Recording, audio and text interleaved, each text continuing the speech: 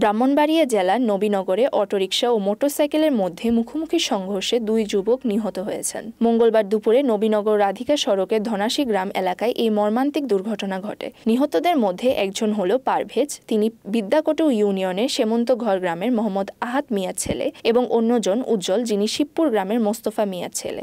উজ্জ্বল নানার বাড়িতে থাকতেন। প্রত্যক্ষদর্শীরা জানান, মঙ্গলবার দুপুরে সড়কে অটোরিকশা ও মোটরসাইকেলের মধ্যে মুখোমুখি সংঘর্ষ হয়, যার ফলে ঘটনাস্থলেই উজ্জ্বল নিহত হন। পারভেজকে গুরুতর আহত অবস্থায় স্থানীয়রা উদ্ধার করে ব্রাহ্মণবাড়িয়া সদর হাসপাতালে নিয়ে যান, তবে চিকিৎসক তাকে মৃত ঘোষণা করেন। নবীনগর থানার ভারপ্রাপ্ত কর্মকর্তা আব্দুর রাজ্জাক জানান, এই দুর্ঘটনায় একজন নবীনগর হাসপাতালে এবং অপরজন ব্রাহ্মণবাড়িয়া সদর হাসপাতালে মৃত্যুবরণ করেন। পুলিশের পক্ষ থেকে তদন্ত চলছে।